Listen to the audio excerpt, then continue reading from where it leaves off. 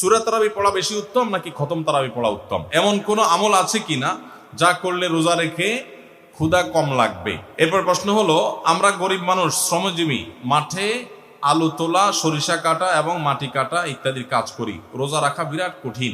রোজা রাখলে কাজ করা যায়, কাজ নাই, ভাত নাই, কি করব তাহলে? ইতিকাফ থাকা অবস্থায় মুরগি বা পশু জবাই করা যাবে কিনা? জাহান্নামীদের আগুনের মধ্যে গরমের আযাব দেয়া হবে, কিন্তু জাহান্নামীদেরকে বরফের মধ্যে ঠান্ডার আযাব দেয়া হবে কিনা? কোন আমল করলে হিসাব ছাড়া জান্নাতে যাওয়া যাবে? সারি খেতে খেতে ফজরের আজান দিয়ে দিলে করণীয় কি? রমজানে হারিয়ে যাওয়া এমন কিছু আমলের কথা বলুন যা অধিক ফজিলতপূর্ণ আমল, কিন্তু তা অনেকেই জানে না বা আমল করে না। কাদের জন্য রোজা রাখায় ছাড় দেওয়া হয়েছে? এরপরে প্রশ্ন হলো, রমজানের প্রথম 10 দিন, মাঝের 10 দিন ও শেষের 10 দিনকে বলা হয় রহমত, মাগফিরাত ও নাজাতের দিন।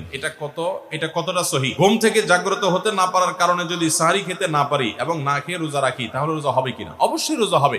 ঘুম থেকে আপনি উঠতে দেরি হয়েছে, সাহরি খেতে পারেন নাই, বরং আপনার ওই দিন আরো বড় চ্যালেঞ্জ নিতে হবে যে আজকে আমি লম্বা রোজা রাখবো। রাত্রে যে খেয়ে শুইছি, সাহরি খেতে উঠতে পারি নাই, আমি ইফতার পর্যন্ত রোজা রাখলে আমার রোজাটা সবচেয়ে দীর্ঘ রোজা হবে, কষ্ট সবচেয়ে বেশি হবে।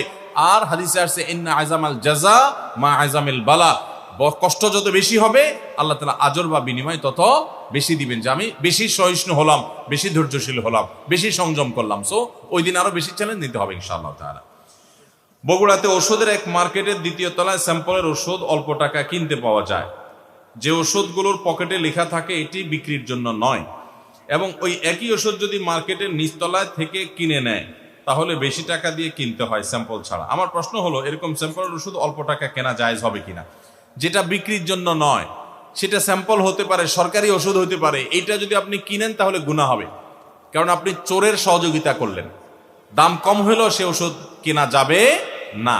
স্যাম্পল যদি হয় যে কোম্পানি আমাকে স্যাম্পল দিয়েছে, আমি নিজে ব্যবহার না করে বিক্রি করেছি, এটা ভিন্ন কথা, এটা জায়েজ হতে পারে। কিন্তু ডাক্তারদের জন্য উৎকোচ হিসাবে এই জাতীয় ঔষধ অনেক সময় দেওয়া হয়। আর হলো স্যাম্পল, জাস্ট আইডিয়ার জন্য নতুন একটা মেডিসিন আসছে আমাদের কোম্পানির, দেখেন এক্সপেরিমেন্ট চালান, সেগুলোর জন্য তারা সেটা নিজেরা বিক্রি করতে পারে, রোগীকে দিতে পারে, এটা তাদের ব্যাপার। কিন্তু আপনার সরকারি ওষুধ বা এই জাতীয় বিক্রির জন্য না, সেরকম অনেক ওষুধ আছে যেগুলো আপনার কেনা বেচা হয় মার্কেটে অবৈধভাবে, সেগুলো কিনলে গুনাহ হবে এবং হারাম হবে। সূরা তারাবি পড়া বেশি উত্তম নাকি খতম তারাবি পড়া উত্তম? অবশ্যই যদি আপনি কোরআনে কারীমের খতম পড়তে পারেন, সূরা তারাবির চাইতে সেটা উত্তম, এতে কোনো সন্দেহ নাই। সূরা তারাবিতে তো সামান্য ছোট ছোট আপনি কেরাত পড়বেন, আর খতম তারাবিতে বড় বড় কেরাত পড়বেন, তো কোরআন বেশি তেলাওয়াত করাটা তো অল্প তেলাওয়াত করার চাইতে বেশি উত্তম, সেটা তো বলাই বাহুল্য। এই জন্য অবশ্যই খতম তারাবি উত্তম। কিন্তু খতম তারাবি যদি তুফান মিল গতিতে হয়, 5G 6G গতিতে হয়, তাহলে সেই খতম তারাবি যদি হয়, যেই খতম তারাবিতে কি পড়েন হাবেশ সাহেবের শুধু ইয়ালামুন আর তালামুন ছাড়া কিছু না বুঝেন, তাহলে ওই রকম খতম তারাবি পড়ার চাইতে সূরা তারাবি পড়া উত্তম। কথা কি বুঝতে পারছেন? যদি হাবেশ সাহেব মাঝখানে কি পড়ে কিছুই বুঝেন না, শেষে শুধু ইয়ালামুন আর তালামুনের টান দেখে বুঝতে পারলেন যে এখন রুকুতে যাবে, তাহলে এই তারাবি পড়া না পড়াতে কোনো পার্থক্য নাই। অনেক জায়গাতে এরকম তারাবি পড়ে, ওই যে সোশ্যাল মিডিয়াতে কিছু কিছু ভিডিও পাওয়া যায়, হ্যাঁ, দেশের বাইরের, যে এমন গতিতে তারাবি পড়ে যে আপনি 3 আয়াত পড়তে না পড়তে তার 1 রাকাত শেষ। এগুলা তারাবির নামে তামাশা। শুধু খতম তারাবি কেন, অনেক সূরা তারাবিও এরকম আছে যে পড়ে সূরা তারাবি, সেটা আবার এরকম 5G গতিতে পড়ে। তারাবির নামে যে কত তামাশা চলে। কদিন আগে দেখলাম ফেসবুকে একটা পোস্টার, যে ব্যবসায়ীদের জন্য বিশেষ তারাবির প্যাকেজ। কি প্যাকেজ? 7 দিনে খতমের প্যাকেজ, 5 দিনে খতমের প্যাকেজ, আর একটা 3 দিনে খতমের প্যাকেজ। একটা রেজিস্ট্রেশন ফি 1400 টাকা, আর একটা রেজিস্ট্রেশন ফি বোধ হয় 2000 টাকা, আর একটা রেজিস্ট্রেশন ফি আর একটু কম টাকা। হ্যাঁ, রেজিস্ট্রেশন ফি দিয়া হাবেশ সাহেবরা চুক্তি করে তারাবি পড়ায়। কিয়ামতের আগে যে আরো কত কিছু হবে একমাত্র আল্লাহ তাআলাই ভালো জানেন। এগুলো সব তারাবির নামে কি ভাই? তামাশা, জায়েজ নাই ভাবে করা। এরপর প্রশ্ন হলো, আমার স্বামী কথায় কথায় আমার গায়ে হাত তোলে, গ্রামের দিকে খবর আপনারা জানেন না। আমার প্রশ্ন হলো, রোজা রেখেও আমার স্বামী গায়ে হাত তোলে, তাহলে তার কি রোজা হবে? যদি স্ত্রীর প্রতি জুলুম করে, নির্যাতন করে, শারীরিকভাবে তাকে লাঞ্ছিত করে, তুচ্ছ করে, তাহলে সন্দেহাতীতভাবে সেই স্বামী অপরাধী, সেই স্বামী গুনাহগার। স্ত্রীর যদি অধিকার নষ্ট করে, তার প্রতি যদি জুলুম করে, কথায় কথায় গায়ে হাত তোলা অবশ্যই জুলুম। এই জুলুম যদি কোনো পুরুষ করে, কোনো স্বামী করে, তিনি রোজা রেখে জুলুম করছেন, তার মানে তিনি গাছের গোড়া কেটে আগায় পানি দিচ্ছেন, তিনি ওষুধও খাচ্ছেন, বিষও খাচ্ছেন, রোজা রেখে তার উপকার হচ্ছে, কিন্তু জুলুম করে তার আবার ধ্বংস তিনি ডেকে আনছেন। রোজার মর্ম যদি তিনি বুঝতেন তাহলে এটা করতেন না। নবী সাল্লাল্লাহু আলাইহি সাল্লাম বলেছেন, রোজাদার ব্যক্তির সাথে কেউ যদি ঝগড়া করতে আসে, সে বলবে ভাই আমি রোজাদার, আমি ঝগড়ার উত্তর দিতে পারতেছি না। আর এই লোক বরং ঝগড়া তো দূরের কথা, আরো এক কাঠি সরস, সে বোর গায়ে হাত তুলছে, মারামারিতে লিপ্ত হচ্ছে, সন্দেহাতীত ভাবে সে রোজার মর্যাদা রাখে নাই। এই লোক প্রকৃত অর্থে রোজাদার না। তারপরও তার রোজা সে রাখা কন্টিনিউ করবে এবং রোজার মর্মটা বোঝার চেষ্টা করবে। আল্লাহর কাছে তার হেদায়েতের জন্য আপনি দোয়া করবেন এবং সবর করবেন, অন্যদেরকে দিয়ে তাকে বোঝাবেন। আমরা অনেক পুরুষ আছি এখনো স্ত্রীদের প্রতি জুলুম করি। আজকাল অবশ্য কিছুটা পাল্টে গেছে পরিবেশ, অনেক মহিলা আছে তলে তলে পুরুষদেরকে নির্যাতন করে। এই ঠিক ঠিক আওয়াজটা সবসময় এই জায়গায় জোরে শুনি, সব জায়গায় আমি। এর মানে হলো ঘরে ঘরে এটা চলতেছে। আপনারা সবাই কি এই এই এই এই এই সমস্যা পড়ছেন? সবাই যে পরিমাণ আওয়াজ হচ্ছে তাতে আসলে নারী অধিকার নিয়ে বহুত কিছু হয়েছে আমার দেশে, নতুন করে পুরুষ অধিকার নিয়ে ভাবতে হবে বোধহয় আমাদেরকে। অনেক মহিলা আছেন যারা পর্দা করেন, নামাজ পড়েন, আসলেও ভালো মানুষ অনেক দিক থেকে, কিন্তু স্বামীর সাথে চরম বেয়াদবি করেন। মুখে মুখে তর্ক ছাড়া কোনো কথা নাই, বেয়াদবি ছাড়া কোনো কথা নাই। দেখুন, সেকুলার সমাজ ব্যবস্থা আমাদের মা বোনদেরকে উস্কে দেয়, অধিকারের নাম দিয়া নানান কথা তাদেরকে ফুসলা ফাসলা শিখাই দেয়। সংসারটা ভেঙে ফেললে এর পরের ইতিহাসটা যে কত করুণ হয়, এটা আর সেকুলাররা জানতেও আসে না, জিজ্ঞেস করতেও আসে না। এই জন্য আমাদের মা বোনদেরকে আমরা বলবো সবর করুন, এবং যদি স্বামী অমানুষ হয় তাকে শাসন করার জন্য নানামুখী উদ্যোগ গ্রহণ করেন, কিন্তু হুটহাট করে বেয়াদবি করবেন, সংসার ভেঙে ফেলবেন, এর মাধ্যমেই সব সময় সমাধান হয় না। এই জন্য সবর করতে শিখুন। বাইতুল হুদা জামে মসজিদের পেজে প্রশ্ন করেছেন, আচ্ছা এমন কোন আমল আছে কিনা যা করলে রোজা রেখে ক্ষুধা কম লাগবে? আমার পিপাসা চূড়ান্ত কষ্ট হয়, রোজা রেখে ক্ষুধা কম লাগবে এমন কোন আমল আছে কিনা? সুবহানাল্লাহ। আর কিসের আমল চাওয়া বাকি আছে আপনাদের? দেখেন ভাই, আমল একটা আছে অবশ্য। আমল হলো, যে আমল করলে রোজা রাখলে আপনার ক্ষুধা কম লাগবে, সেটা হলো ঘুমের আমল। কিসের আমল? ঘুমের আমল। ফজর নামাজ পড়ে এশরাক পড়ে যদি ঘুম দেন, কাজ কাম যদি না থাকে, বেকার পাবলিক হন, জোহর পর্যন্ত দিলেন ঘুম, জোহর পড়ে আবার দিলেন ঘুম, আসর পর্যন্ত ঘুমাইলেন, আসর পরে তো ইফতারের টাইম হয়ে যাবে।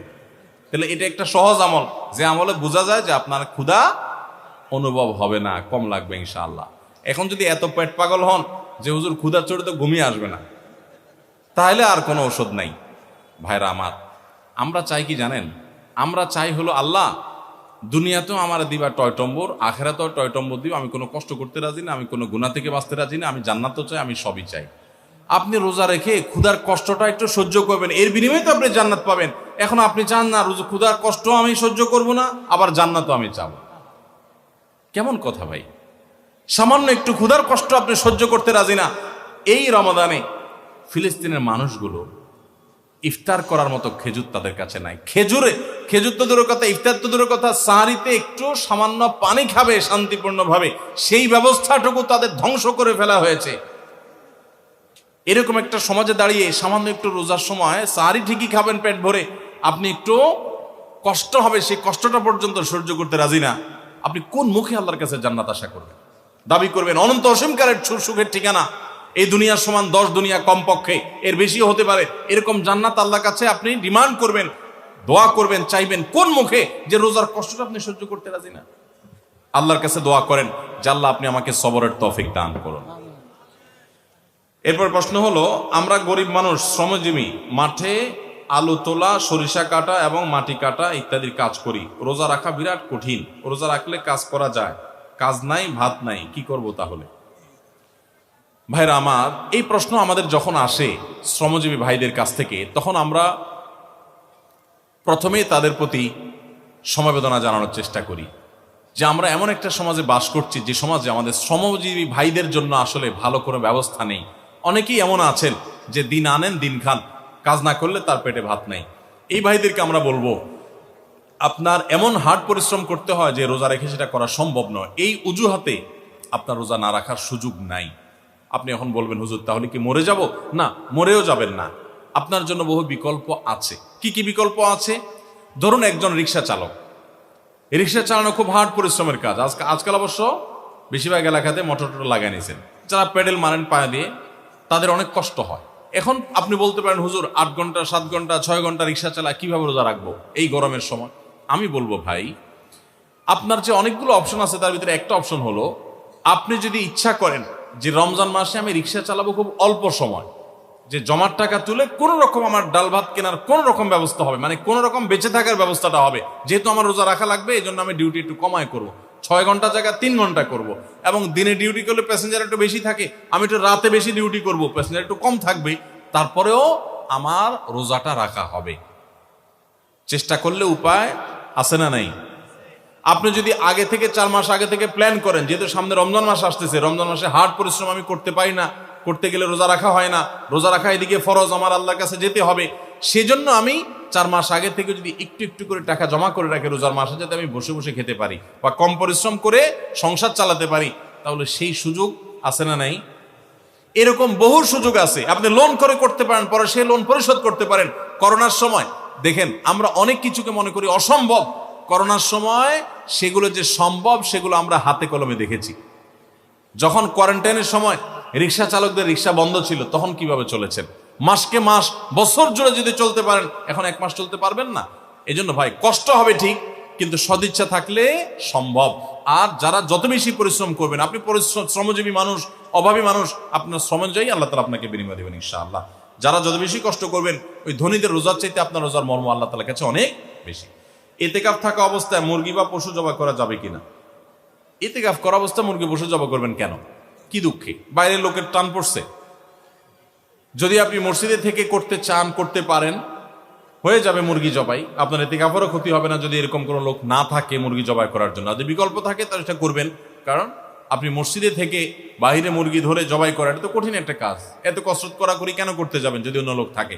যদি না থাকে কেউ, আপনি মসজিদ থেকে যদি মুরগি জবাই করে দেন, সেটা জায়েজ হতে পারে। আমার উপর যখন রোজা ফরজ হয় তখন আমার বয়স 11 বছর ছিল, আমি তখন রোজা রাখি নাই, এখন কিভাবে রোজা রাখবো? আপনি এখন রোজা রাখবেন, আগের যত রোজা বাকি ছিল রাখেন নাই, সেগুলো কতগুলো হলো আনুমানিক একটা ফিগার বের করে এখন থেকে রোজাগুলো রেখে রেখে শেষ করবেন। আমি একজন নির্মাণ শ্রমিক, আমি রাজমিস্ত্রি, আমাদের হেড মিস্ত্রি মালিক পক্ষ থেকে টাকা পেলে কিছু টাকা রেখে দেয় শতকরা 20% হিসাবে। কেউ কিছু বললে তাকে আর কাজে রাখে না, এই টাকা তার জন্য হালাল হবে কিনা? দেখুন, এটা যদি শ্রমিকদের হক মেরে নেয় তাহলে তো সম্পূর্ণ হারাম, এতে কোনো সন্দেহ নেই। কিন্তু কখনো কখনো কন্ট্রাক্টররা চুক্তিতে আসে যে আমি ম্যান পাওয়ার বিজনেস যারা করে, যে আমি লোক সাপ্লাই দিব, সব ম্যানেজমেন্ট আমি করব, এবং তার এত টাকা বেতন, এর অতিরিক্তটা আমার থাকবে। তো এরকম যদি হয় তাহলে সেটা জায়েজ হতে পারে। কিন্তু মিস্ত্রির সাথে, সাধারণত হেড মিস্ত্রির সাথে যারা অধীনস্থ, তাদের সাথে ব্যাপারটা এরকম থাকে না নর্মালি, তাহলে সেক্ষেত্রে সেটা অধিকার নষ্ট করা হবে। জাহান্নামীদের আগুনের মধ্যে গরমের আযাব দেয়া হবে, কিন্তু জাহান্নামীদেরকে বরফের মধ্যে ঠান্ডার আযাব দেয়া হবে কিনা? জি ভাই, আল্লাহ মাফ করুন আমাদেরকে জাহান্নাম থেকে। কোরআনে কারিমে আল্লাহ তাআলা জামহারীরের কথা বলেছেন। জামহারীর হলো জাহান্নামে ঠান্ডার মাধ্যমে অপরাধীদেরকে শাস্তি দেওয়া হবে, কখনো গরমে জাহান্নামে আগুনে, আবার কখনো ঠান্ডার মাধ্যমে। উভয়টার কথাই কোরআনে আছে, একটা হলো নার আর একটা হলো জামহারীর। আমাদের সমাজে সালামের প্রচলন খুবই কম, আংশিক। কিছু মানুষ সালাম দেয় ভুল উচ্চারণে। শুদ্ধভাবে সালাম প্রচলন বাড়াতে আমরা কি করতে পারি? শুদ্ধভাবে সালামের উচ্চারণ বাড়ানোর জন্য শুদ্ধ করে সালাম দিতে হবে, আসসালামু আলাইকুম ওয়া রাহমাতুল্লাহ। কয়দিন পর পর দেখবেন কতগুলা সেকুলার, আধা সেকুলার, নাস্তিক, আধা নাস্তিক, এগোনাস্তিক, শিকি নাস্তিক, বহু রকমের আছে। এরা কয়দিন পর পর দেখবেন আপনারা সালাম দিলে, ইনশাল্লাহ বললে, জাযাকাল্লাহ খায়ের বললে, সুবহানাল্লাহ, মাশাআল্লাহ, আলহামদুলিল্লাহ বললে এদের গায়ে জ্বলে। তো আমি বলি এগুলা বেশি বেশি করে বলবেন, এগুলো যত বেশি করে বলবেন তত বেশি সওয়াব পাবেন, কারণ এদের গায়ে যত আগুন ধরবে আল্লাহ তত খুশি হবেন। কারণ এরা যত ইসলাম বিদ্বেষী হওয়ার কারণে তাদের যত অ্যালার্জি হবে, তত বেশি আমরা ইমানদাররা আমাদের মানসিক প্রশান্তি পাবো, যেহেতু তাদের কাছে এগুলোতে অ্যালার্জি হয় এবং সেটাতে শয়তান খুশি হয়। সো শয়তান বেজার হয় আমরা এগুলো বেশি বললে। অতএব শয়তানকে বেজার করাটাই আমাদের ইবাদত, এজন্য আমরা এগুলো বেশি করে বলবো ইনশাআল্লাহ, শুদ্ধ করে সালাম দেব। সালামের ক্ষেত্রে একটা বিশেষ কথা বলতে চাই, কর্পোরেট দুনিয়াতে সালামের ব্যবহার, সালামের প্রচলনটা খুব কম হয়। খুব দুঃখজনক একটা ব্যাপার, বড় বড় বাণিজ্যিক প্রতিষ্ঠানগুলোতে, অফিস আদালতগুলোতে সালাম দেওয়া নেওয়া হয় না। কেন দেওয়া নেওয়া হয় না? কারণ হলো সালাম দিলে মনে করে হুজুরি হুজুরি ভাব। ওই জায়গাগুলোতে আরো বেশি করে সালাম দিবেন, বেশি করে সালাম দিবেন। এটা মূর্খতা, অজ্ঞানতা। সালাম দেওয়া মানে শান্তির দোয়া করা। আমরা কোন একটা সমাজে বাস করছি যে কর্পোরেট প্রতিষ্ঠানগুলোতে সালাম দিলে মনে করা হয় মানে লোকটা বোধহয় খ্যাত কিসিমের, এরকম একটা মনে করা হয়। ওই জায়গাগুলোতে আরো বেশি করে সালাম প্রচলন করবেন ইনশাআল্লাহ। কোন আমল করলে হিসাব ছাড়া জান্নাতে যাওয়া যাবে? হিসাব ছাড়া জান্নাতে যাওয়ার জন্য বিভিন্ন আমলের কথা আছে। আল্লাহ তাআলা কিছু মানুষকে কিয়ামতের দিনে বিনা হিসাবে জান্নাতে দিবেন, বিশেষ করে যারা আল্লাহর প্রতি তাওয়াক্কুল এবং ভরসা এই লেভেলের থাকবে যে তারা কারোর কাছ থেকে ঝাড়ফুঁকের আশ্রয় নেওয়া, কারোর কাছ থেকে কোনো কিছু আশ্রয় নিবে না। এটা আপার ক্লাসের মুত্তাকিদের, মুতাওয়াক্কিলদের কথা, তাওয়াক্কুলকারীদের কথা। কিন্তু যারা সবর করবে, রাগ উঠবে, বিভিন্ন সময় নিজেকে ধরে রাখতে পারবে, নিয়ন্ত্রণ করবে, মুখ দিয়ে কিছু বলে দিবে না মুখ ফসকে, এরকম নিয়ন্ত্রণকারী যারা থাকবে তাদের সম্পর্কে নবী সাল্লাল্লাহু আলাইহি কোরআন কারীমে আল্লাহ বলেছেন, ইন্নামা ইউওয়াফাস সাবিরুনা আজরাহুম বিগাইরি হিসাব, ধৈর্যশীলদেরকে আল্লাহ হিসাব ছাড়া বিনিময় দিবেন। সারি খেতে খেতে ফজরের আজান দিয়ে দিলে করণীয় কি? সারি খেতে খেতে যদি ফজরের আজান দিয়ে দেয় এবং ওয়াক্ত হয়ে গেছে, ওয়াক্ত মতোই আজান দেওয়া হয়েছে, আজান দেওয়া হয়েছে তার মানে ওয়াক্ত হয়ে গেছে, তখন আপনি খাচ্ছেন, তাহলে সেই রোজা আপনাকে আবার রাখতে হবে, এই রোজা হয় নাই। কারণ সাহরি খেতে হবে ফজরের ওয়াক্ত হওয়ার আগে আগে। ফজরের ওয়াক্ত শুরু হয়ে গেছে, তখনও আপনি খাওয়াতেই আছেন এবং গিলেছেন, তাহলে আপনার রোজা হবে না। যদি এমন হয় যে ওয়াক্ত হচ্ছে তার আগ মুহূর্তে খেয়েছেন, এখন মুখে খাবার আছে, খান নাই, নিয়েছেন খাওয়ার জন্য, বাকি ওয়াক্ত হয়েছে বা আজান হয়েছে দেখে আপনি ফেলে দিয়েছেন, তাহলে রোজা হতে পারে। এখন দেখবেন যে ওয়াক্ত হওয়ার পরে কিছু খাইছেন কিনা, অল্প যদি খেয়ে থাকেন ওয়াক্ত হওয়ার পর, ধরুন আপনার 5:20 আজান হলো বা ওয়াক্ত হলো ফজরের, তা আপনি ঠিক 5:20 সময় অল্প একটু খেয়েছেন, এক ডুব পানি খেয়েছেন, বাস এই রোজাটা আপনার আবার রেখে দিতে হবে, কাজা করতে হবে। আমি অনার্স পড়ুয়া যুবক, আমি জান্নাতে যেতে চাই, এই জন্য আমাকে উদ্দেশ্য করে একটা নসিহা করুন। আমি আপনাকে উদ্দেশ্য করে বলতে চাই, যুবকদের সবচেয়ে বড় আল্লাহ ভীরুতার প্রমাণ হলো তাদের চরিত্রের হেফাজত। চরিত্রের হেফাজত। আপনি কোনো অবৈধ রিলেশনে যাবেন না, এই চ্যালেঞ্জটা নেন। সমস্ত যুবকরা যদি যায়, আপনি একা স্রোতের বিপরীতে চলার চেষ্টা করবেন। যদি টিকে থাকতে পারেন, চরিত্রকে হেফাজত করতে পারবেন, আপনি হবেন সবচেয়ে বড় ইবাদত গুজার যুবক, সবচেয়ে আল্লাহওয়ালা যুবক। যুবকদের সবচেয়ে বড় বুজুর্গি হলো এই চরিত্রের হেফাজত করতে পারাটা। তাদের জন্য নফল আমল বা অন্য কোনো কিছু এত বড় বুজুর্গির ব্যাপার না। ওয়াজ মাহফিলের ভলান্টিয়ারি কাজ করেন অনেক বেশি, এটা আপনার জন্য বড় বুজুর্গির ব্যাপার না। আপনার জন্য বড় বুজুর্গির ব্যাপার হলো আপনার স্কুলে, কলেজে, ইউনিভার্সিটিতে গিয়া অবৈধ কোনো সম্পর্ক করেন না। হাফেজ হলেই কি জাহান্নামের আগুন হারাম হবে? জি না। হাফেজ হলে, কোরআন অনুযায়ী আমল করলে, তখন তার জন্য আল্লাহ তাআলা জান্নাত দান করবেন। হাদিসে এরকম সুসংবাদ দেওয়া হয়েছে। কিন্তু শুধু হাফেজ হয়েই গেছেন, সাথে সাথে আপনি জান্নাত পেয়ে যাবেন এমন কোনো কথা নেই। রমজানে হারিয়ে যাওয়া এমন কিছু আমলের কথা বলুন যা অধিক ফজিলতপূর্ণ আমল, কিন্তু তা অনেকেই জানে না বা আমল করে না। 4টি আমলের কথা বলতে পারি। 4টি আমল আমরা অনেকেই গুরুত্ব দেই না, অথচ সে আমলগুলো আমাদের পুরো রমাদানকে সম্পূর্ণ সার্থক করে দিতে পারে, অর্থবহ করে দিতে পারে, রমজান সাকসেস করে দিতে পারে। সে 4টার ভিতরে প্রথম এবং 1 নম্বর যেটা বলতে চাই তা হলো, রমজান মাসে রোজা রেখে এবং রাতের বেলা পুরো রমজান জুড়ে সকল প্রকার পাপাচার, কাউকে কষ্ট দেওয়া, গালি দেওয়া, হক নষ্ট করা, সব ধরনের গুনাহ থেকে, গীবত, শিকায়াত করা, চোখের গুনাহ, সোশ্যাল মিডিয়া ইত্যাদি সবগুলো থেকে বেঁচে থাকবেন। প্ল্যান করে যে কোনো মূল্যে, প্রয়োজনে আমি আইডি ডিঅ্যাক্টিভ করে ফেলবো, অ্যাপ ডিলিট করে ফেলবো, তারপরও সব ধরনের গুনাহ থেকে বেঁচে থাকবেন। এটা হলো রমজান সার্থক করার সবচেয়ে গুরুত্বপূর্ণ কাজ। 1। 2 নম্বর হলো, রমজানে আমরা অনেকে কোরআন পড়ি কিন্তু কোরআন শোনাশুনি করি না। হাফেজরা করে অবশ্য। নবী করিম সাল্লাল্লাহু আলাইহি সাল্লাম রমজানে শোনাশুনি করতেন, এটা একটা হারিয়ে যাওয়া সুন্নাহ বলতে পারি। জিবরিলকে তিনি শোনাতেন, আবার জিবরিলের কাছ থেকে তিনি শুনতেন। এই জন্য আপনি কোরআন পড়বেন, আপনার স্ত্রী শুনবে, আবার স্ত্রী পড়বে, আপনি শুনবেন। স্ত্রী বলে কোনো কথা নয়, এরকম একে অন্যের সাথে কোরআন শোনাশুনি করবেন, এটা একটা হারিয়ে যাওয়া আমল। 3 নম্বর হলো, রমজানের শেষ 10 দিন ইতিকাফ করবেন। রমজানের শেষ 10 দিনের ইতিকাফ এমন একটা আমল, রমজান রোজা ফরজ হওয়ার পর থেকে নিয়ে মৃত্যু পর্যন্ত নবী সাল্লাল্লাহু আলাইহি ওয়াসাল্লাম জীবনে কখনো ইতিকাফ ছাড়েন নাই। আমরা ম্যাক্সিমাম মানুষ জীবনে কখনো করি নাই। ইতিকাফ করা হলো আল্লাহর ঘরে এসে গাঁটটি বোসকানেই পড়ে যাও যে আল্লাহ ক্ষমা করা ছাড়া যাব না। ইতিকাফ করা যদি মসজিদে ঘুমায়াও থাকে, ইতিকাফ করাটাই যেহেতু একটা স্বতন্ত্র ইবাদত, সো তার ইতিকাফ করার মাধ্যমে লাইলাতুল কদর তিনি অটোমেটিক পাবেন ইনশাআল্লাহ। এই জন্য ইতিকাফের আমলটা আমাদের রমাদানকে সার্থক করে দিতে পারে, অথচ এটা হারিয়ে যাচ্ছে। আর 4 নম্বর এবং সর্বশেষ হলো, রমজানের শেষ দশক হলো ইবাদতের দশক, আমলের দশক। আমরা প্রথম 2 দশকে যা পারি না পারি, শেষ দশক বেশি আমল করার চেষ্টা করব। অনেকে আমরা শহর থেকে গ্রামে যাওয়ার জন্য পরিকল্পনা করতে করতে 4-5 দিন চলে যায়। অনেকে কেনাকাটার জন্য 4-5 দিন ব্যয় করে ফেলি। ঈদের প্রস্তুতির জন্য আমাদের শেষের দিনগুলো নষ্ট হয়ে যায়। এগুলো না করে আল্লাহর ওয়াস্তে শেষ দশককে ইবাদতের জন্য রিজার্ভ করে ফেলি, গোটা ফ্যামিলি সহ ইবাদত বন্দেগী করি, রমজানটাকে আমরা উপভোগ করতে পারবো ইনশাআল্লাহ। এটা আমাদের জন্য তৃপ্তির রমাদান হবে। আল্লাহ আমাদেরকে তৌফিক দান করুন। তাহলে 4টি আমলের কথা বলেছি, সকল প্রকার গুনাহ থেকে বেঁচে থাকা, কোরআন শোনাশুনি করা, ইতিকাফ করা এবং রমজানের শেষ দশক বিশেষভাবে ইবাদতের পরে যত্নশীল হওয়া, শেষ দশকে সকল ব্যস্ততা কমায় দেওয়া। এই 4টি জিনিস আমাদের রমাদানকে সার্থক করতে পারে ইনশাআল্লাহ তাআলা। কাদের জন্য রোজা রাখায় ছাড় দেওয়া হয়েছে? কাদেরকে রোজা রাখার ব্যাপারে ছাড় দেওয়া হয়েছে? নাম্বার 1, অসুস্থ ব্যক্তি। এত অসুস্থতা যে অসুস্থ অবস্থা রোজা রাখতে পারে না, তাহলে তিনি পরবর্তীতে রোজা রাখলেও হবে। আল্লাহ বলেছেন ফাইদাতুম মিন আইয়ামিন উখর, অন্য সময় রোজা রাখবে সে। আর যদি একেবারে অক্ষম হয় তাহলে সে ফিদিয়া দিয়ে দিবে, রোজার প্রত্যেকটা রোজার বিনিময়ে একটা করে ফিতরা হিসাব করে দিয়ে দিবে। আর যদি সুস্থ থাকে তাহলে সেক্ষেত্রে সফরে থাকলে তার জন্য রোজার ছাড় আছে। আল্লাহ বলেছেন ফামান কানা মিনকুম মারিদান আও আলা সাফারিন, যদি সফরে থাকে ওই অবস্থা তার কয়টা রোজা যদি বাদ যায় সফরে থাকার কারণে, ওইগুলো পরে রাখলেও হবে। তাহলে সফর অবস্থা রোজার ছাড় আছে। অসুস্থ অবস্থা রোজার ছাড়া, যদি অসুস্থতা সেই লেভেলের হয়, সামান্য একটু সর্দি কাশি হয়েছে আর ওই অজুহাত দিয়ে রোজা রাখলে না, সেই সুযোগ কিন্তু নাই।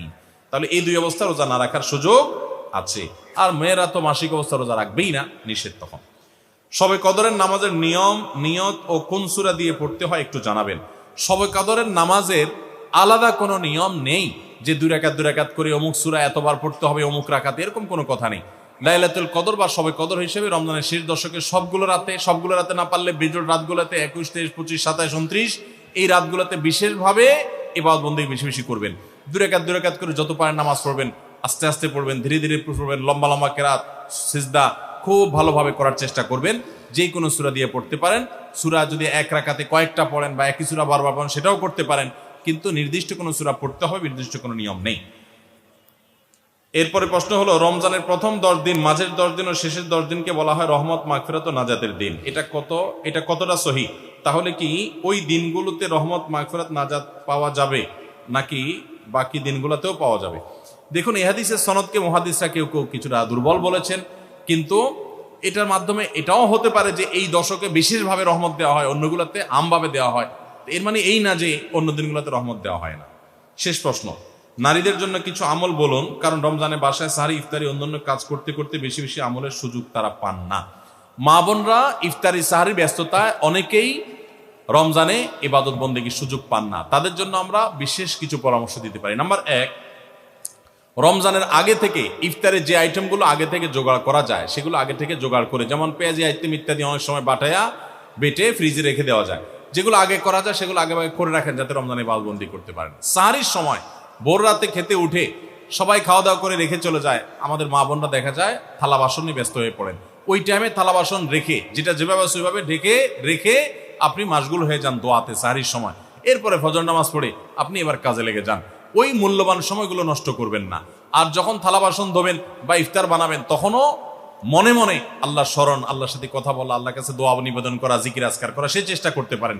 তাহলে ইনশাআল্লাহ আপনাদের রমাদান অর্থবহ হবে। আরেকটা জিনিস হলো, আপনারা রোজাদারদের জন্য খাবার প্রস্তুত করছেন, ইফতার রেডি করছেন, এর কারণে কিন্তু আলাদা সওয়াব পাবেন। এটা আপনাদের জন্য সওয়াব থেকে শূন্য বা খালি কিন্তু না। অতএব নিয়ত করে নেবেন যে আল্লাহ, রোজাদারদের জন্য আমি খাবার তৈরি করছি, আমাকে আপনি সওয়াব দিবেন। ইনশাআল্লাহ আপনারা আল্লাহ তাআলার কাছে আজর এবং বিনিময় পাবেন। এবং মেয়েরা যদি মাসিক অবস্থায় থাকেন, রোজা না থাকে, ওই অবস্থায় তারা ইসলামিক বই পুস্তক পড়তে পারেন এবং বিভিন্ন ভালো ভালো বই পুস্তক পড়তে পারেন, জিকির আজকার করতে পারেন, ইস্তিগফার এবং দোয়া দরুদ পড়তে পারেন। কোনো ব্যক্তি সুস্থ এবং রক্তদানে উপযোগী হওয়ার পরও রক্তদান করে না, তাদের উদ্দেশ্যে ইসলামের আলোকে কিছু বলুন। ভাইরা আমার, ব্লাড ডোনেশন অত্যন্ত গুরুত্বপূর্ণ একটা ইবাদত, আমরা অনেকে জানি না। সওয়াবের উদ্দেশ্যে করলে আপনি আল্লাহর কাছ থেকে সওয়াবের আশা করলে আপনি সওয়াব পাবেন।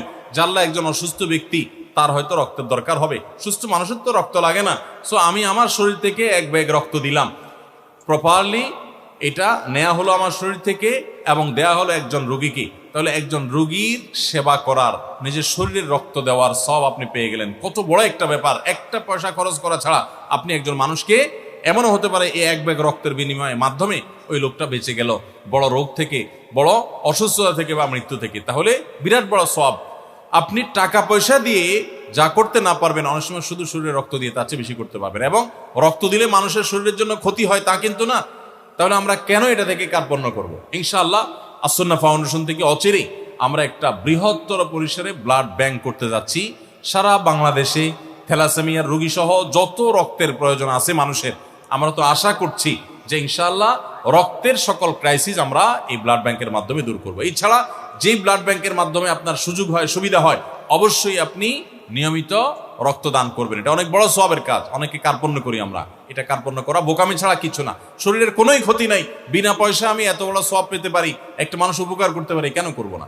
আমরা অধিকাংশ মানুষ খুব বেশি আত্মকেন্দ্রিক, যে আমাদের ছাড়া কিছু চিন্তা করি না, অথচ আত্মকেন্দ্রিক মানুষ ভালো মুসলমান হতে পারেন না। ভালোবাসার মানুষকে ইহকালে না পেলে পরকালে পাওয়ার জন্য মোনাজাতে চাওয়া যাবে কিনা? দেখুন, আমরা আমাদের সমাজের একটা বড় রোগ হলো আমরা অনেকে মনে করি যে আখেরাত, কবর, পরজগৎ, পরকাল এগুলো বোধহয় কোনো পিকনিক স্পট টাইপের কিছু। প্রশ্নের ধরন দেখলে এরকম বোঝা যায়। কদিন আগে কম্পিউটার লিখে নিয়ে আসছে। কদিন আগে একজনে প্রশ্ন করেছেন এক জায়গায়, প্রশ্নটা ছিল এরকম যে বলতেছে, হুজুর, একজন বাবা তিনি বলেছেন, আমি ছেলে মেয়েদেরকে বলছেন আমি তোদের জমি জমা ভাগযোগ করে দিয়ে যাব না, বলে দিয়ে যাব না কে কতটা পাবি, কারণ আমি চাই আমি কবরে শুয়ে শুয়ে তোদের কামড় কামড়ি দেখবো, মজা নেব। তো আমি প্রশ্ন উত্তরে বললাম, যেই চাচা এই কথা বলছেন, যে বাপ এই কথা বলছেন, এই বাপও ঠিক এরকম, উনি মনে করছেন কবরটা বোধহয় কোনো রেস্তোরাঁ টাইপ কিছু মনে হয়, এটা বোধহয় খুব পিকনিক স্পট টাইপ কিছু, এটা মজা নেবেন তিনি, দোলের উপরে থাকবেন সেই চিন্তা নাই, উনি ওখানে বসে বসে মজা দেখার চিন্তা করতেছেন। তো ভাইরা আমার, এক নম্বর কথা হলো, যে প্রশ্ন করেছেন এগুলো হলো যৌবনের ভ্রম, একটা বিশেষ বয়সের পাগলামি। বয়স চলে গেলে এগুলো থাকে না, মানুষ সংশোধন হয়ে যায়। একটা বয়সে মনে হয় অমুককে ছাড়া বাঁচবো না, তমুককে ছাড়া শেষ হয়ে যাবো, হান করেঙ্গে তান করেঙ্গে, এগুলো সব একটা পাগলামি বয়সের থাকে। এই বয়সটা যখন চলে যাবে, পরিণত বয়স হবেন, তখন নিজের আফসুস হবে। এখন মনে যত পাগলামি হয় এগুলো একটা ডায়েরিতে লিখে রাখবেন, একটা ডায়েরি নিবেন, একটা কলম নিবেন, নিয়ে এগুলো শুধু লিখে রাখবেন, এবং এই ডায়েরি কাউকে দেখতে দিবেন না। যখন পরিণত বয়স হয়ে যাবে, 40 পার হয়ে যাবে, তখন এই ডায়েরি খুলে দেখবেন আর লজ্জায় লাল হয়ে যাবেন যে আমি এত পাগল ছাগল ছিলাম, এত বেকুব ছিলাম, আমি বুদ্ধিশুদ্ধি আমার মাথায় এত কম ছিল। এগুলো হলো বয়সের পাগলামি। যুবক ভাইরা, এই বয়সের পাগলামিকে ওভারকাম করা, এটাকে কন্ট্রোল করতে পারা, এটাই তো ইমানদার যুবকের সার্থকতা, এটাই তো ইমানদার যুবকের চ্যালেঞ্জের জায়গা, যে আমি এটাকে ওভারকাম করতে পারবো। আমি ঢিলা যুবক হব না, যে যেখানে ভালো লাগা ওখানে কাইত হয়ে গেলাম, চিত হয়ে গেলাম, পড়ে গেলাম, মরে গেলাম, শেষ হয়ে গেলাম। এটা তো ঢিলা যুবকের কাজ। আর টাইট যুবকের কাজ, আত্মনিয়ন্ত্রণকারী যুবকের কাজ, আত্মশাসনকারী যুবকের কাজ, নিজের প্রতি নিজের কন্ট্রোলিং পাওয়ার আছে, সেই রকম মুসলিম যুবকের কাজ হলো যে ভালো লাগলে আমি সেখানে কাত হয়ে যাব না। এই যে রমজানের রোজা আমাদেরকে শিখায়, পিপাসা আছে, পানিও আছে, আমি পান করছি না, আমার লাগবে দেখি আমি সেটা করব না, কারণ আল্লাহ নিষেধ আছে, হারাম করেছেন আল্লাহ তাআলা, সো আমি সেদিক যাব না। তো এই জিনিসটা তো আমাকে শিখায় আত্মনিয়ন্ত্রণ করা। যে নিজেকে নিয়ন্ত্রণ করতে পারে না, যেখানে সেখানে এরকম কাত হয়ে চিত হয়ে পড়ে যায় এবং ডাইরেক্ট হয়ে যায়, এই অসুস্থ যুবক। আর সুস্থ যুবক হলো সে যে নিজেকে নিয়ন্ত্রণ করতে পারে। এই জন্য আপনার কারোর সাথে রিলেশন হয়েছে, হারাম সম্পর্ক হয়েছে, আল্লাহর জন্য সেটা ত্যাগ করে আসবেন, সেটা তো করেনই নাই, উল্টা বরং চিন্তা করতেছেন দুনিয়াতে যেন পাইলাম না, আল্লাহ তাআলা আখিরাতে যেন পাই। আখিরাতে যায়া ফেরেশতাদের গুরুজের চোটে আপনি আপনার নিজের সরকার তেল দেওয়ার চিন্তাও পাবেন না, আবার দুনিয়ার তার কথা মনে করার কথা প্রশ্নই ওঠে না। আল্লাহ তাআলা আমাদেরকে বোঝার তৌফিক দান করুন। আমরা শুনেছি হুজুর যেখানে পড়ার জন্য মাইক দেয় সেই জায়গা নাকি জাহান্নামের আগুন লাগে না, এটা সঠিক কিনা জানাবেন। এই মাসালা আমরাও ছোটবেলায় শুনছি যে হুজুর যে জায়গায় পিটায়, ওই জায়গা, শরীরের যে জায়গা হুজুর মায়ের দেয় ওই জায়গায় জাহান্নামে যায় না। এখন প্রশ্ন হলো, হুজুরের মায়ের তো পুরো শরীরে লাগে না, কয়েকটা জায়গায় লাগে, ওই জায়গাগুলো যদি জাহান্নামে না যায় আর বাকিগুলো জাহান্নামে যায়, তাহলে লাভ কি? তাহলে হুজুরকে বরং বলতে হবে, হুজুর যেহেতু মারলে ওই জায়গা জাহান্নামে যায় না, মাথা থেকে পা পর্যন্ত পুরো বডির প্রতি ইঞ্চি ইঞ্চি আপনি মায়ের দিয়ে দিয়ে জান্নাতে পাঠায় দেন। এটা একটা ভুল ধারণা, এটা একটা জাল হাদিস, এর কোনো ভিত্তি কোরআন হাদিসে নাই। এটা হলো ছোট পোলাপানকে হুজুরের মায়েরে যাতে ওরা না খেপে, শাসনে যাতে না খেপে, সেজন্য তাদেরকে একটা ভুল এবং বোগাস মাসআলা দিয়ে বুঝায় রাখার একটা চেষ্টা মাত্র, অথচ এটা সঠিক কোনো বিষয় না। বাচ্চাদেরকে পড়াশোনার জন্য আপনার হুজুরদের অতিরিক্ত মারধর, এইটা বরং ইসলাম সমর্থন করে না। বাচ্চাদেরকে অনুপ্রেরণা দিয়ে শেখানোর জন্য ইসলাম বলে, হ্যাঁ শাসনের বয়স হলে, শাসন করার মতো হলে সেটাও করতে হবে, শরিয়ার নিয়ম নীতি মেনে। বাচ্চাকে নির্যাতন করার কোনো সুযোগ ইসলাম রাখে নাই। অতএব হুজুর নিজের মায়েরকে হালাল করার জন্য যদি এরকম জাল হাদিস বানায় নেন, অথবা বাপমা যদি বাচ্চাকে সহনশীল বানানোর জন্য এরকম বোগাস হাদিস শিখাই দেন, তো সেটা অবশ্যই ভুল হবে। 100 মানুষ না জেনে বলছে, আল্লাহ তাদেরকে মাফ করুক। আমরা এই সমস্ত ভুলভাল কথা এখন বলবো না। কোরআন ধরে কসম কাটার পর তা ভঙ্গ করলে কি হবে? দেখুন, কসম বা শপথ করতে হবে আল্লাহর নামে। কোরআন স্পর্শ করে শপথ করা এটা শপথের মূল পদ্ধতি না। কিন্তু এরপরও যদি কেউ এরকম শপথ করে, তার উদ্দেশ্য যেহেতু হয় আল্লাহর নামে শপথ করাই, এই জন্য সেই শপথ রক্ষা না করলে তার কসমের কাফারা দিতে হবে। বুঝতে পেরেছেন? কিন্তু নরমালি কসম করার নিয়ম হলো আল্লাহর নামে শপথ করা। নবী করিম সাল্লাল্লাহু আলাইহি ওয়াসাল্লাম বলেছেন, মান আরাদা আন ইয়াহলিফা ফালিয়াহলিফ বিল্লাহি আও লিয়াসমুত। যে ব্যক্তি শপথ করতে চায়, কসম করতে চায়, সে আল্লাহর নামে করবে, আর নাহলে চুপ থাকবে। দুইটার একটা। এরপরে প্রশ্ন হলো, আমার স্বামী 10-12 বছর ধরে পরকীয়ার সাথে জড়িত, তাকে কোনোভাবে ফেরানো যাচ্ছে না, এখন আমার কি করা উচিত? আমার 4 সন্তানও আছে। কোন নারীর স্বামী যদি আল্লাহ না করুক এরকম কোন গুনাহে লিপ্ত থাকে, এতটা অমানুষ হয় এবং পরকীয়া লিপ্ত হয়, তাহলে সেই স্বামীকে সংশোধন করার সকল চেষ্টা করে যদি ব্যর্থ হয়ে যান, তাহলে এই ভদ্র মহিলা এখন চাইলে, যদি তার কোনো উপায় না থাকে, তার জন্য কঠিন হয় এর সংসার ছাড়া বিকল্প চিন্তা করা, তাহলে তিনি এর সংসার করতে পারেন, জায়েজ আছে। তার পাপের কারণে সে পাপিষ্ট হবে, এই মহিলার বিবাহের সম্পর্ক ভাঙবে না তার পাপাচার লিপ্ত থাকার কারণে। কিন্তু যদি তার ন্যূনতম কোনো সুযোগ থাকে এবং এই নরাধম, এই পাপিষ্ঠকে কোনোভাবে যদি সংশোধন করা না যায়, তাহলে তিনি বিকল্প পথ খোঁজা, অর্থাৎ তার কাছ থেকে ডিভোর্স নিয়ে একজন ভালো স্বামীর সন্ধান করা, এটা তার জন্য উত্তম। এই জন্য যে একজন ফাসিকের সংস্রব থেকে তিনি বেঁচে থাকলেন, তার সন্তানরা বেঁচে থাকলো। এটা হলো যদি সমস্ত রাস্তা বন্ধ হয়, তখন এই বিষয়গুলো প্রত্যেক নারী আলাদা আলাদা তার কেসকে স্টাডি করে, আলোচনা করে, বিজ্ঞ লোকদের সাথে পরামর্শ করে তারপর ডিসিশন নেবেন। কারণ সবার অবস্থা এখানে ভিন্ন ভিন্ন হয়। আপনি জোশের ছোট ডিসিশন নিয়ে এরপর দেখা গেল যে আপনি বিপদে পড়লেন, সেটা যেন না হয় সেদিকটা খেয়াল রাখতে হবে। আমরা 13 জন ফেনী পুলিশ কোয়ার্টার থেকে তাবলিগ জামাতে এসেছি, আপনার মাহফিলে আছি, আমাদের জন্য দোয়া করবেন। মাশাআল্লাহ, আল্লাহ রাব্বুল আলামিন আমাদের পুলিশ ভাইদেরকে ন্যায় নীতির উপরে টিকে থাকার তৌফিক দান করুন। আল্লাহ তাআলা তাদেরকে হক হালালি চলার তৌফিক দান করুন। মিথ্যা থেকে আল্লাহ বেঁচে থাকার তৌফিক দান করুন। দুর্নীতি থেকে বেঁচে থাকার তৌফিক দান করুন। ঘুষ থেকে বেঁচে থাকার তৌফিক দান করুন। মিথ্যা মামলা দেওয়া থেকে বেঁচে থাকার তৌফিক দান করুন।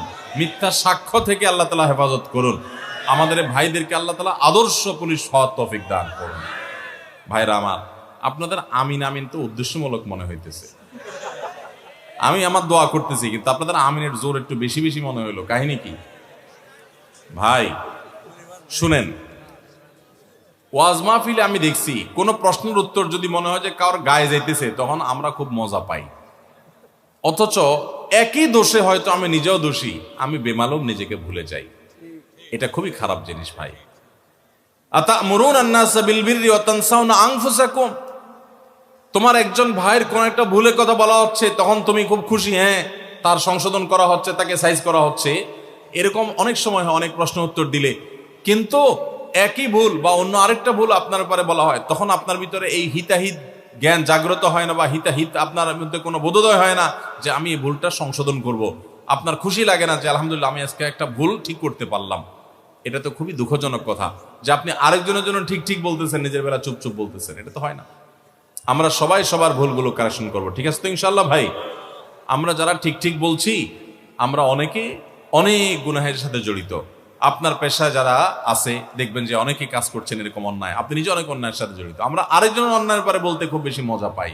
আল্লাহ আমাদের আত্মসংশোধনের তৌফিক দান করুন। হিন্দু ব্যক্তির কাছ থেকে রক্ত দেওয়াও নেওয়া যাবে কিনা? অমুসলিম যদি থাকে, অন্য ধর্মাবলম্বী, তাহলে অন্য ধর্মাবলম্বীদেরকে রক্ত দিতেও পারবেন, তাদের বডির রক্ত নিতেও পারবেন, কোনো অসুবিধা নেই। অন্য ধর্মাবলম্বীদের রক্ত গ্রহণ করতেও সমস্যা নাই। আর তাদের কারো শরীরে রক্ত দরকার হয়েছে, অ্যাক্সিডেন্ট করেছে কোনো কারণে, তো আপনি আপনার ব্লাড তাদেরকে দিতেও পারবেন, এতে কোনো গুনাহ হবে না। অনেকে মনে করে অন্য ধর্মাবলম্বী মানুষের রক্ত নিজের শরীরে মুসলমান গ্রহণ করতে পারে না, ব্যাপারটা সেরকম না। আমার প্রশ্ন, যদি কোনো নারী পরকীয়ার জন্য তার স্বামীকে ভুয়া তালাকনামা পাঠিয়ে দেয় এবং সে যদি তার অবৈধ সম্পর্ক করে, সেখানে সে যদি ঘর সংসার করে, বাচ্চা জন্ম দেয়, তাহলে তার আগের স্বামীর করণীয় কি? মহিলা যদি তাকে রেখে অন্য আরেক পুরুষের সাথে ঘর বাঁধে, তাহলে পুরুষ কি করবে? পুরুষ একই সঙ্গে একই মজলিসে সম্ভব হলে 3টা বিয়ে করবে। বুঝেন নাই কথা? যে মহিলা তাকে ফেলায় রেখে আরেকজনের কাছে যেতে পারছে, সে তো বেটাগিরি জাহির করা উচিত যে আমি আরো 3 জনের কাছে যেতে পারি, তুমি একজনের কাছে যেতে পারো মাত্র। বুঝেন নাই? অনেকেই আছে আমাদের দেশে যে বিবাহ বহির্ভূত অবৈধ সম্পর্ক, এটা তো এখন ডালবাত হয়ে গেছে, মানুষ এটাকে দোষের মনে করে না, খুব ডেঞ্জারাস একটা জিনিস। তো কারোর সাথে অবৈধ রিলেশন হয়েছে, তার বিয়ে হয়ে গেছে, এখন সে বলে বাকি জীবন আমি আর কাউকে বিয়ে করব না। ভাই কেন বিয়ে করবেন না? বলে না অমুকরে ভালোবাসছিলাম, এখন সে তো আরেক জায়গা বিয়ে বসে গেছে, যেহেতু সে বেইমানিই করলো আমি আর বিয়েই করব না। আমি বলি কপাল পোড়া, তোমার 4 বিয়ে করা উচিত একসাথে। তুমি এতদিন ভুল জায়গায় অজায়গায় ঘুরছিলা, এটা প্রমাণ হয়েছে। এই জন্য 2 টাকা সেজদার শুকর দেওয়া উচিত যে আল্লাহ তোমার শুকরিয়া, এতদিন যারে মনে করছিলাম তার সাথে ঘর সংসার করবো, বিয়ে শাদী করবো, এ তো আজ তো বেঈমান। এই বেঈমানের পিছিয়ে এতদিন ঘুরছিলাম, আমি তো এখন হুঁশ ফিরে আসছে। আল্লাহ তুমি আমার সময় মতো ফিরাইছো। বিয়ে করার 3 বছর পর যদি বাগা দিতে বেড়ি তখন কি হইতো? আগে আগে ভাগছে, বালা আগে ভাগে দূর হইছে, আল্লাহ আমারে বাঁচাইছে, শুকর আদায় করি। আর সে যদি একজনের কাছে বিয়ে করে সুখে থাকতে পারে, আমি একসাথে 4টা করে তারা দেখাই দিব। এটা হলো বেটাগিরি। বুঝতে পেরেছেন? কাপুরুষের মতো আপনি বলতেছেন না আমি বাকি জন বিয়ে করবো না, আমি মরে যাবো, জ্বলে যাবো, শেষ হয়ে যাবো, আমাকে বাঁচাতে পারবে না কেউ। মানে কি ভাইরা আমার? এই জন্য আমি সবসময় বলি, বিয়ে করে বীর পুরুষ আর প্রেম করে কাপুরুষ। প্রেম হয় চিপা চাপায়, বিয়ে হয় খুল্লম খোলা।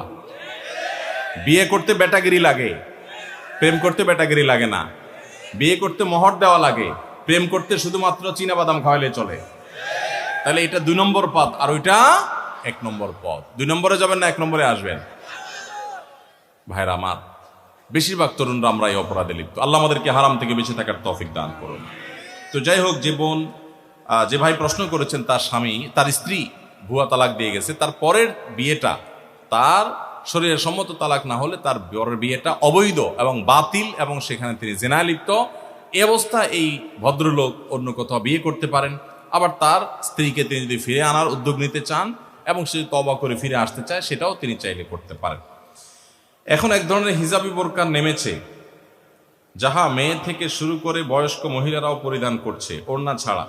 সেই বোরকা পরে হাঁটলে সামনের দিকের কাপড় শরীরের সাথে লেগে থাকে এবং শরীরের সব বোঝা যায়। এমন বোরকা পরিধান করা যাবে কিনা, এবং ইসলামে মেয়েরা বাহিরে এলে পর্দার বিধান কি? এইরকম বোরকা পরলে তার উপর দিয়ে আরেকটা বোরকা পরতে হবে। বুঝেন নাই কথা? বোরকার উদ্দেশ্য হলো শরীরের সৌন্দর্য, এটা যেন পরপুরুষের সামনে ফুটিয়ে না তোলা হয়, সেটা যেন লুকিয়ে রাখা যায়, আবৃত রাখা যায়। এই জন্য দেখেন, যারা পর্দানসীন তাদের মতো আত্মসম্মান বোধ সম্পন্ন, তাদের মতো এতটা আত্মমর্যাদা বোধ সম্পন্ন যারা পর্দানসীন না, তারা কিন্তু সেরকম না। কারণ হলো, পর্দা করার মিনিং হলো যে একজন নারী, একজন মুসলিম নারী, তিনি সম্ভ্রান্ত, তিনি নিজেকে অন্য পুরুষরা তাকে নিয়ে বাজে চিন্তা কল্পনা জল্পনা করবে এই সুযোগ তিনি দিবেন না। এটা হলো তার ব্যক্তিত্বের ব্যাপার, এটা পার্সোনালিটির ব্যাপার। আর রাস্তাঘাটে যেখানে সেখানে তার সৌন্দর্য বিলায় বেড়াবে, আর মানুষ দেখে মনে মনে তাকে দর্শন করবে, জেনা করবে, মনে মনে তাকে নিয়ে জল্পনা কল্পনা করবে আজে বাজে। এরকম জিনিস যে করতে দেয়, তার ভিতরে ন্যূনতম কোনো ব্যক্তিত্ব আছে বলে আমরা বলতে পারি না। পর্দাটা ব্যক্তিত্বের পরিচায়ক, আর পর্দাহীনতা হলো ব্যক্তিত্বহীনতার পরিচায়ক। পরিষ্কার কথা। পর্দা এবং শালীন পোশাক এটা মানুষের ব্যক্তিত্বকে প্রমাণ করে, আর পর্দাহীনতা, অশালীনতা এটা ব্যক্তিত্বহীনতাকে প্রমাণ করে। তাকে নিয়ে মানুষ নোংরা চিন্তা করুক, এটা যে চায়, তার মতো রুচিহীন মানুষ আর কি হতে পারে? আল্লাহ তাআলা আমাদেরকে পর্দার গুরুত্ব বোঝার তৌফিক দান করুন। এখন যদি এমন কোন বোরকা পরেন যে বোরকাটা এতটা আঁটোসাঁটো, এতটা শরীরের সাথে লেগে থাকে, শরীর অঙ্গ প্রত্যঙ্গ ফুটে উঠে, সেই বোরকা পরা আর সাধারণ কাপড় চোপড় পরে অশ্লীল পোশাক পরে চলাফেরা করা একই কথা। এই বোরকা পরা না পরা সমান। এই বোরকার উপরে বরং আরেকটা বোরকা পড়তে হবে। সো এরকম টেডি মার্কা বোরকা পড়লে শরীয়তের পর্দা হবে না, এটা পর্দার নামে তামাশা।